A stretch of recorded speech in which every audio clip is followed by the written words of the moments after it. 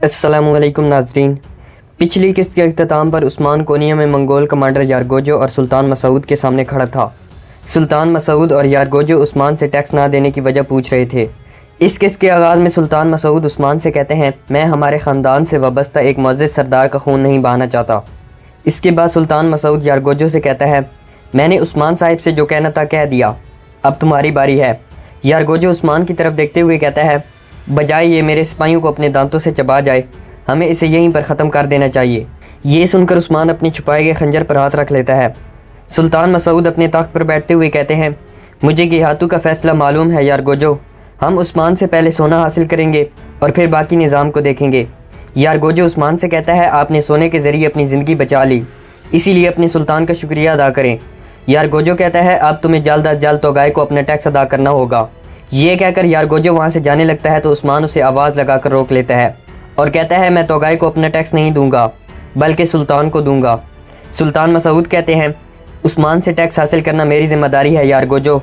यारगोजो कहता है, लेकिन अगर मुझे टैक्स मासूल ना हुआ तो फिर आप इसकी कीमत अदा करेंगे सुल्तान।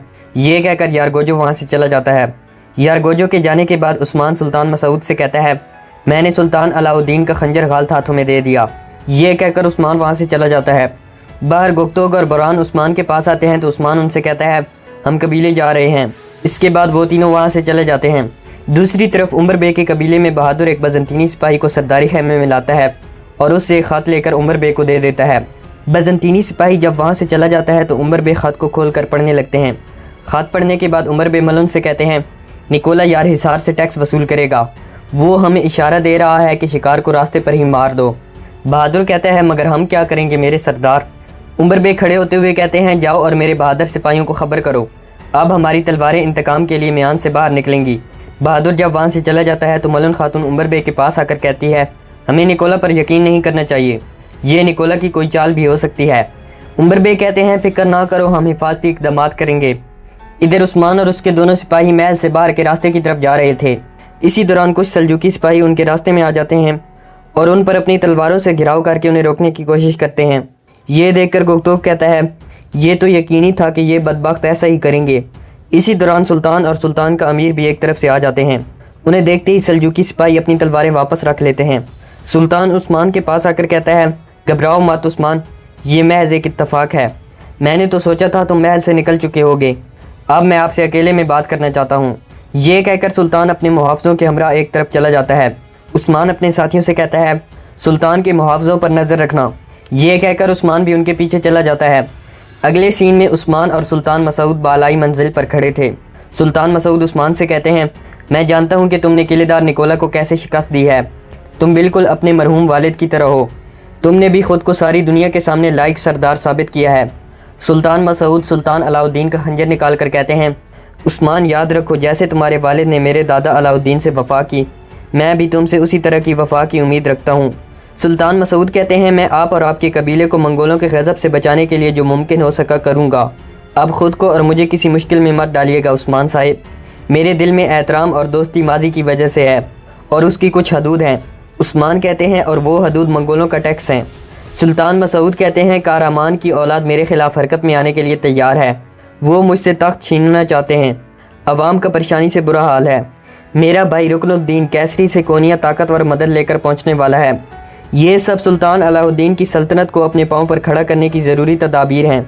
उस्मान पूछते हैं, अच्छा तो आने वाली मदद कारामान की औलाद को रोकने के लिए काफ़ी रहेगी?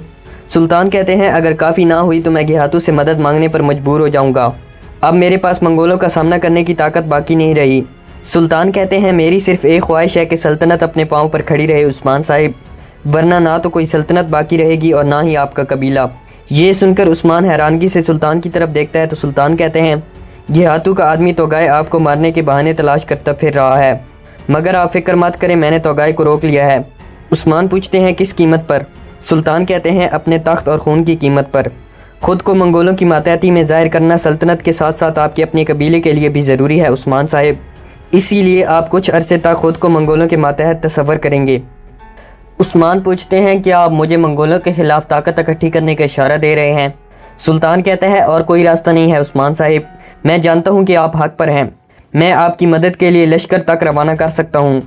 मगर बस आप अपनी अक्ल को हाथ में रख कर पेश आइएगा, वरना हम दोनों नुकसान में रहेंगे।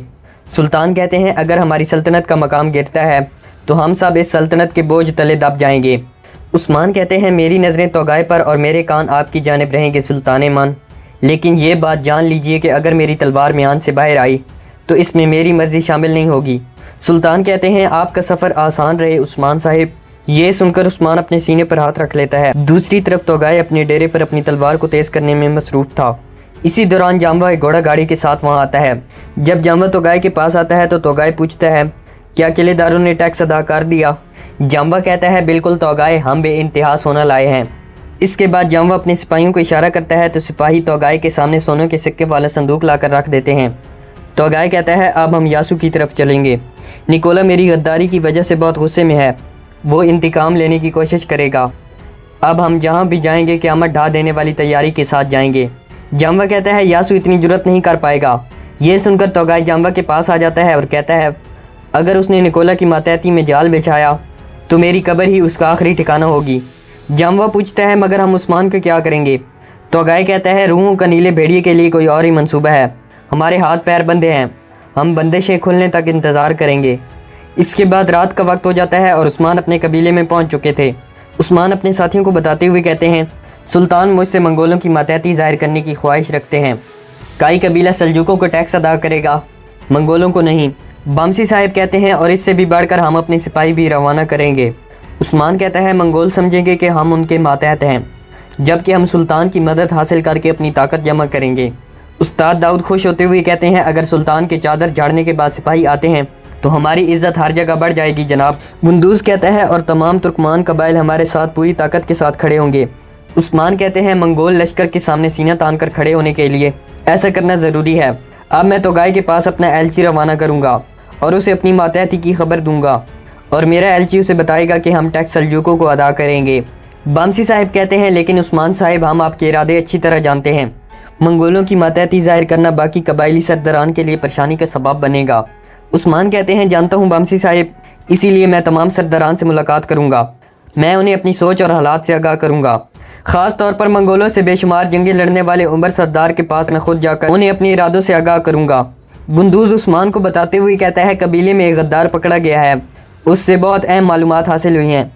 यार हिसार का किलेदार और निकोला मिलकर तोगाय पर ज़बरदस्त हमला करने का मंसूबा बना रहे हैं। बामसी साहिब कहते हैं जंग के मैदान से दोनों फरीकों का एक भी सिपाही बचकर नहीं निकल पाएगा। ये सुनकर गुंदूज और उस्ताद दाऊद मुस्कुराने लगते हैं। उस्मान कहते हैं सुल्तान के साथ किए गए मुआहदे की वजह से मैं तोगाय पर हमला नहीं करूँगा, लेकिन अगर निकोला हमला करता है तो ये मेरे काम आएगा। फ़िलहाल हम अपनी ताकत इकट्ठी करते हैं और उन दोनों फरीकों को आपस में लड़ने देते हैं। वक्त आने पर हम उनको रौंदते हुए आगे निकल जाएंगे। दूसरी तरफ निकोला, यासू और कुछ बेज़ंतीनी कमांडर एनागोल किले में तोगाय पर हमला मंसूबाबंदी कर रहे थे। निकोला नक्शे की तरफ इशारा करते हुए कहता है तोगाय इस रास्ते से टैक्स वसूल करने आएगा और मैं यहाँ अपने दस्ते के साथ इंतज़ार करूँगा। हेलन कहती है मैं भागने वालों का इंतज़ार करूँगी। निकोला कहता है जबकि उमर बे के सिपाही मोर्चों में छुपे होंगे। यासू कहता है इस तरह तोगाय 3 तरफ से आग में घिर जाएगा। निकोला कहता है 3 तरफ से नहीं बल्कि 4 तरफ से, क्योंकि यासू तुम्हारे सिपाही पीछे की तरफ से हमला आवर होंगे। अब देखते हैं कि वो रूहें जिन पर तोगाय बहुत एतमाद करता है, क्या वो उसे इस आग के दायरे से बचा पाती हैं। दूसरी तरफ उस्मान सोगोत में एक जगह पर पहुंचता है तो गेंजी बे उस्मान से कहता है हजूर हमारे कबीले में पनाह लेने वाले गरीब लोग रिहाइश देने की वजह से आपका शुक्रिया अदा करना चाहते हैं। गेंजी बे कहता है वो बहुत देर से आपके मुंतज़िर हैं, वो कहीं नहीं जा रहे। इसके बाद उस्मान अंदर दाखिल हो जाता है और बच्चों के दरमियान कुछ खाने की चीज़ें तकसीम करता है। उस्मान लोगों से पूछता है आपको किसी चीज़ की कमी तो नहीं है। तमाम लोग उस्मान का शुक्रिया अदा करते हैं और कहते हैं कोई कमी नहीं है उस्मान साहिब, खुदावंद आपको सलामत रखे। उस्मान कहते हैं अगर किसी चीज़ की ज़रूरत या कमी महसूस हो तो मेरे पास तशरीफ़ लाइएगा, अब आप लोग हमारे मेहमान हैं। दूसरी तरफ जारकुताई शेख अदेबाली की दरसगाह के पास आता है और दरवाजे को ज़ोर ज़ोर से बजाने लगता है। अक्चर दरवेश दरवाज़ा खोलते हैं तो जारकुताई झट से अंदर आ जाता है। अक्चर दरवेश जारकुताई को देखकर हैरानगी से कहते हैं खैर तो है जारकुताई, क्या कबीले में कुछ हो गया है? जारकुताई अपने सीने पर हाथ मारते हुए कहता है कबीले में नहीं बल्कि मेरे दिल में कुछ हुआ है अक्चर दरवेश। अक्चर दरवेश कहते हैं शेख मोहतरम आराम फरमा रहे हैं। जारकुताई कहता है मैं उनसे मिलने आया हूँ, उन्हें बताएं वो समझ जाएंगे।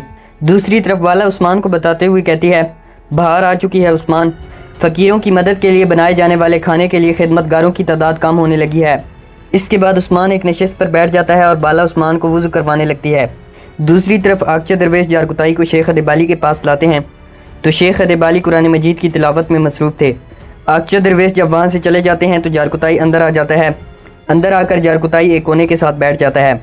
यहाँ पर इस एपिसोड का इख्तिताम हो जाता है।